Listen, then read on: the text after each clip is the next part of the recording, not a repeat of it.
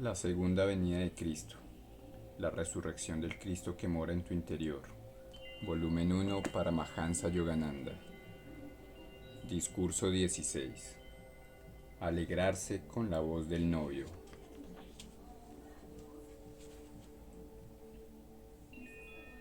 Después de esto, se fue Jesús con sus discípulos al país de Judea. Allí se estaba con ellos y bautizaba. Juan también estaba bautizando en Ainón, cerca de Salín, porque había allí mucha agua, y la gente acudía y se bautizaba. Todavía no había sido Juan encarcelado. Se suscitó una discusión entre los discípulos de Juan y un judío acerca de la purificación. Fueron pues a Juan y le dijeron: Rabí, el que estaba contigo al otro lado del Jordán, aquel de quien diste testimonio, está bautizando y todos van donde él. Juan respondió: Nadie puede recibir nada si no se le ha dado del cielo. Vosotros mismos sois testigos de que dije: Yo no soy el Cristo, sino que he sido enviado delante de él.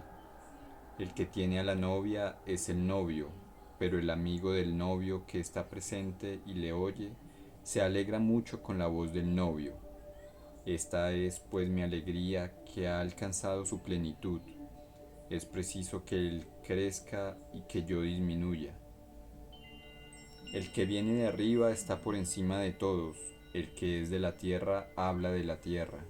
El que viene del cielo da testimonio de lo que ha visto y oído, pero su testimonio nadie lo acepta. El que acepta su testimonio certifica que Dios es veraz. Porque aquel a quien Dios ha enviado proclama las palabras de Dios, porque no da el Espíritu con medida. El Padre ama al Hijo y ha puesto todo en su mano. El que cree en el Hijo tiene vida eterna. El que resiste al Hijo no verá la vida, pues siempre le acecha la ira de Dios. Cuando Jesús se enteró de que había llegado a oídos de los fariseos, que él hacía más discípulos y bautizaba más que Juan, aunque no era Jesús mismo el que bautizaba, sino sus discípulos, abandonó Judea y volvió a Galilea. Tenía que pasar por Samaria. Juan 3:22-4:4. En los versículos iniciales de este discurso se hace notar nuevamente la diferencia que existe entre el bautismo simbólico con agua y el verdadero bautismo en el Espíritu. Juan celebraba el rito externo de purificación que consistía en la inmersión del cuerpo físico en el agua a fin de destacar la iniciación espiritual superior. El bautismo en el Espíritu Santo que Jesús, el tan esperado Cristo, había venido a impartir, siendo Jesús un Salvador designado por Dios, había comenzado a atraer multitudes de almas por medio del magnetismo de su amor y poder divinos. El hecho de que Jesús atrajera mayores multitudes que el hasta entonces aclamado Juan el Bautista fue parte de una controversia entre los judíos y algunos de los discípulos de Juan sobre los ritos de purificación. Cuando a Juan le llevaron noticias acerca de la fama de Jesús, Juan le recordó los elogios que él había expresado anteriormente acerca de Jesús y que éste había venido a desempeñar un papel más grande que el suyo en la obra de manifestar a Dios en la tierra. Era, pues, la voluntad de Dios que creciera el renombre de Jesús y que disminuyera el de Juan, quien señaló que no le es dado al ser humano tener poderes, excepto aquellos que recibe del Espíritu Celestial. Esto no significa que las almas sean creadas expresamente con ventajas y limitaciones individuales predestinadas por el cielo. El Espíritu es la fuente y todas las cosas creadas, las estrellas, las almas, los pensamientos, los universos, constituyen el agua que brota de la fuente. En el caso de las almas que se encuentran en proceso de evolución, cada persona manifiesta a Dios de una manera que puede ser más o menos completa, según el uso correcto o incorrecto que hace de sus innatos poderes divinos. Pero al aplicar las palabras de Juan a las almas liberadas que regresan a la tierra a instancias de Dios, Su significado es que Él inviste a cada alma de aquellos poderes y características que les sean de mayor utilidad en su misión divina y que sirvan para reforzar el ilusorio realismo del drama cósmico, haciendo reales, en un sentido relativo, las experiencias que dichas almas atraviesan al representar su papel como almas encarnadas.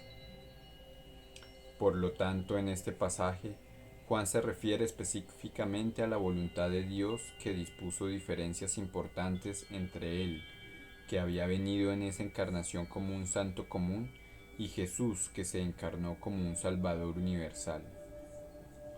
Las almas avanzadas, aquellas que son capaces de manifestar la divinidad, ya sea en forma parcial o total, como consecuencia de haber impulsado su propia evolución espiritual, por medio del esfuerzo realizado a lo largo de encarnaciones, son enviadas por Dios para colaborar en el cumplimiento de su divino plan para la tierra.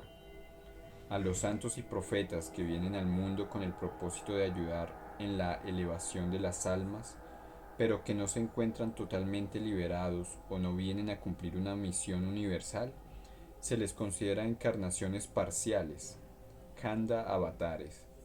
A los maestros liberados en los que Dios se manifiesta abiertamente como un Salvador universal o que tienen el designio divino de facilitar la redención de las multitudes, se les suele denominar encarnaciones completas de Dios, Purna avatares. Jesucristo, Bhagavan Krishna, Mahavatar Babaji, Lahiri Mahasaya, Swami Sri Yuktesvar y muchos otros que han surgido a lo largo de tiempos son manifestaciones plenas de Dios. Aun cuando Juan el Bautista había alcanzado la liberación en su encarnación como Elías, fue enviado a la tierra como Juan para desempeñar un papel más humilde, pero muy específico: dar testimonio de un Salvador universal y anunciar el especial designio divino implícito en la venida de Jesús. Es providencial que los maestros que vienen a la tierra con una misión pública sean anunciados o presentados en forma apropiada, de modo que la gente sea capaz de reconocer su importancia y recibir con la mejor disposición su ayuda espiritual. Así como se requiere un experto en piedras preciosas para evaluar correctamente una gema, así también cuando se encarnan las almas preeminentes, que están dotadas de divina humildad y jamás hacen alarde de su propia grandeza, solo pueden ser identificadas por quienes se hayan capacitados. Por ello, Juan fue enviado para dar testimonio del divino papel que Dios le había conferido a Jesús, con el objeto de que la gente le reconociera de inmediato y acogiera su sabiduría. La analogía que hace Juan acerca de Jesús como el novio divino es un simbolismo que se repite en varios pasajes del Nuevo Testamento. De manera semejante, uno de los epítetos que se aplican a Bhagavan Krishna, el Cristo de la India, es Madhava, Ma, Prakriti o Madre Naturaleza Primordial, y Dava, esposo. Tanto Jesús como Krishna, siendo encarnaciones perfectas de la omnipresente conciencia de Cristo Krishna, eran consortes del Espíritu Divino en su aspecto de Prakriti o Madre Naturaleza Primordial, la cual creó toda la materia y el espacio y constituye su sustancia. Con el objeto de manifestar la creación, el espíritu produce una vibración de dualidad que divide su ser único en el trascendente creador inactivo y en su activo poder creativo, Dios Padre y la Madre Naturaleza Cósmica, el espíritu y la naturaleza, el sujeto y el objeto, lo positivo y lo negativo, la atracción y la repulsión. Es la dualidad la que hace posible el nacimiento de lo múltiple a partir del uno, en la activa y objetivante vibración creativa de Dios, el Espíritu Santo o Mahaprakriti. El mismo está presente de manera subjetiva como un reflejo alternado e inmutable.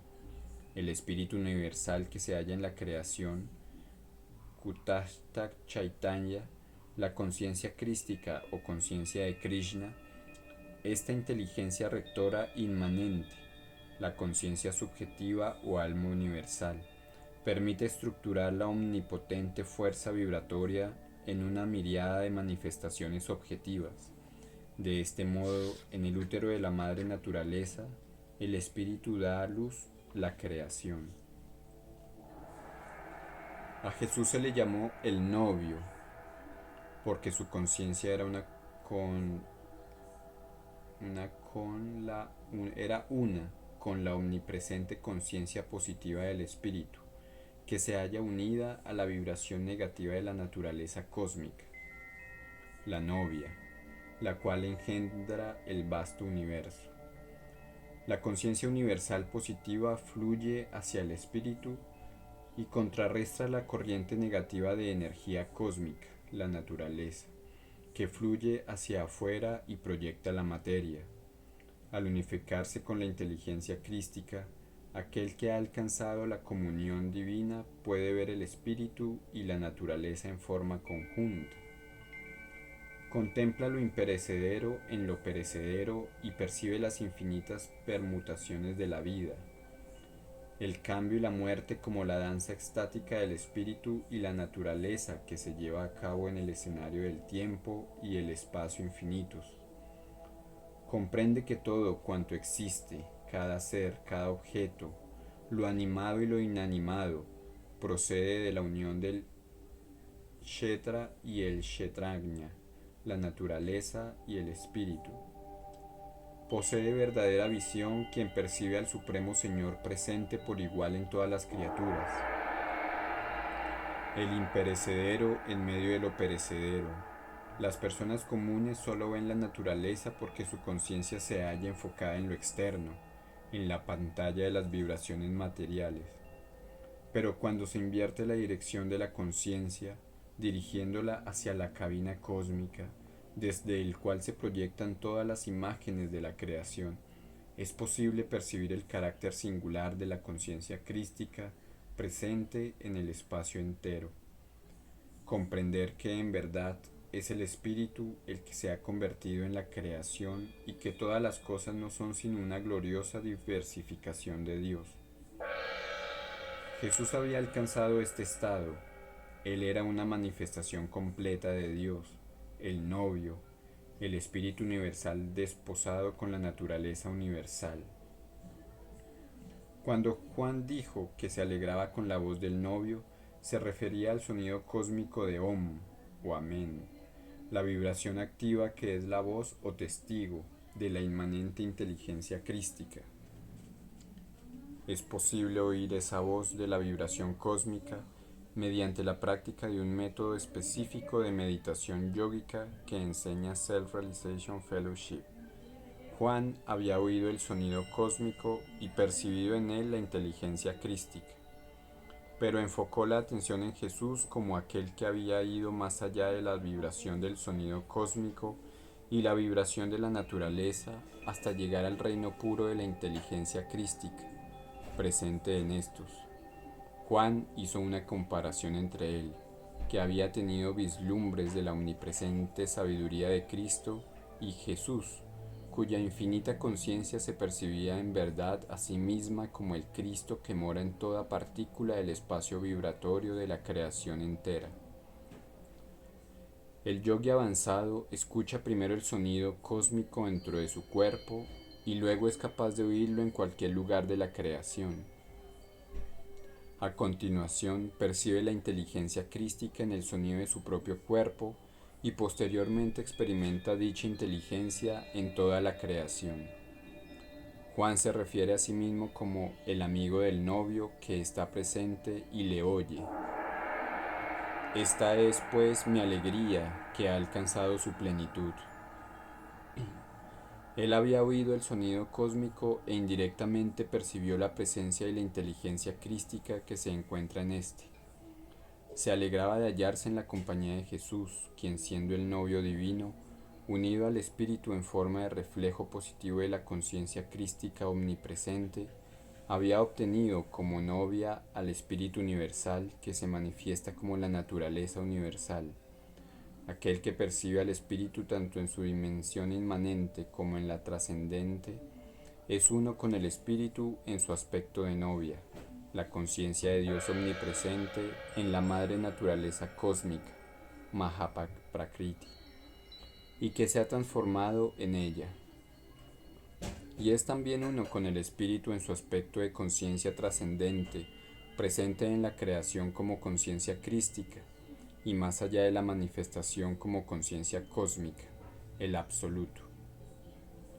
Al referirse a Jesús, Juan ensalza a las almas iluminadas por la conciencia crística, aquellas cuya conciencia no se ve influida por deseos terrenales, que tienden a hacerla descender, sino por la conciencia cósmica, que ejerce su inspiradora influencia desde arriba.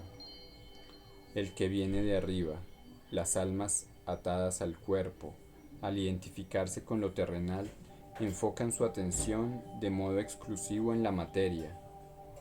El que es de la tierra habla de la tierra, de las almas espiritualmente despiertas que se hallan en sintonía con la conciencia cósmica y están guiadas por ésta. Se dice, pues, que vienen de arriba y que están por encima de todas las demás. Han ascendido en la escala de la evolución al grado de disfrutar de la percepción trascendente del sublime reino celestial interior. Juan señala además que las almas divinas no hablan basándose en un conocimiento que hayan adquirido en los libros o que provenga de la imaginación intelectual que fantasea sus propias realidades y absolutos. Por el contrario, sus palabras se basan únicamente en la verdad que oyen, perciben y ven a través del poder omnisciente de la intuición del alma. Ningún mortal que dependa del testimonio de sus limitados sentidos puede captar la profundidad y magnitud de la verdad que perciben aquellas personas que han alcanzado la realización del ser. Sin embargo, las almas elevadas que desarrollan la intuición por medio de la meditación no solo pueden comprender las verdades que exponen los profetas, sino también comprobarlas por sí mismas.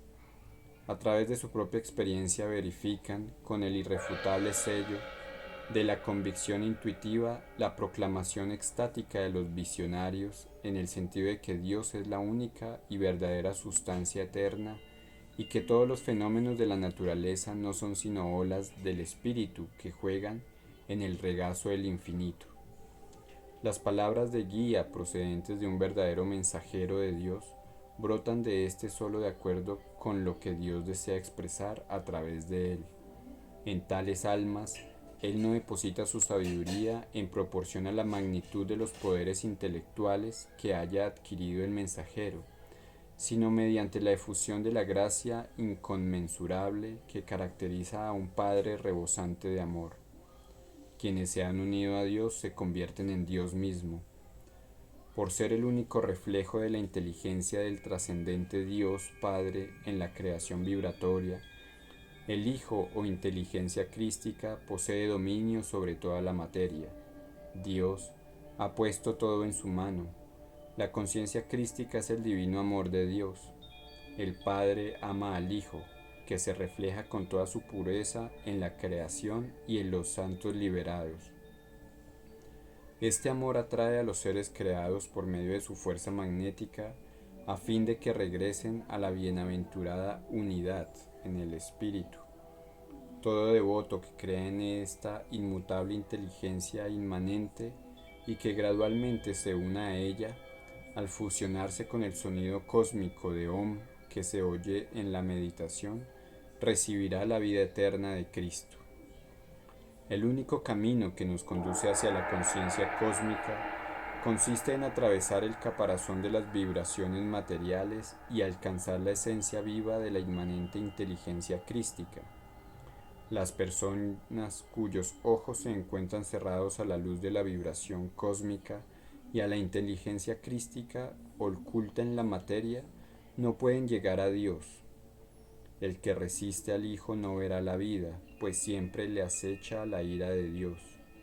Dios siente ira y dolor por esas almas tal como una madre se sentiría enfadada y apenada si uno de sus hijos se lastimara por causa del mal uso de su libre albedrío.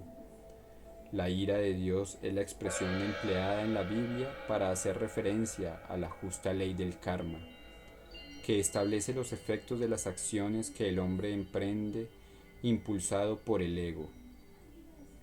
Dios no necesita intervenir para imponer otra sentencia, además de la que ya aplica la inexorable y rigurosa ley del karma. Sin embargo, la compasiva intervención divina que mitiga los efectos kármicos puede ser postergada u obstaculizada por la extrema ignorancia e insensatez, a menudo voluntaria, del ser humano. Una vez que Dios anunció a través de Juan la venida de Jesús y mostró a los fariseos el poder magnético de Jesús, que atraía multitudes de abejas, almas, por medio de la divina fragancia que él manifestaba, Jesús abandonó Judea y partió hacia Galilea para predicar allí el Evangelio, las revelaciones de la verdad que Dios expresa a través de la intuición del ser humano. Él tenía que cumplir la misión especial de redimir a la mujer de Samaria, una discípula de encarnaciones anteriores que había caído espiritualmente. Por eso dice la Escritura, tenía que pasar por Samaria. Fin del discurso 16. Gracias por escuchar.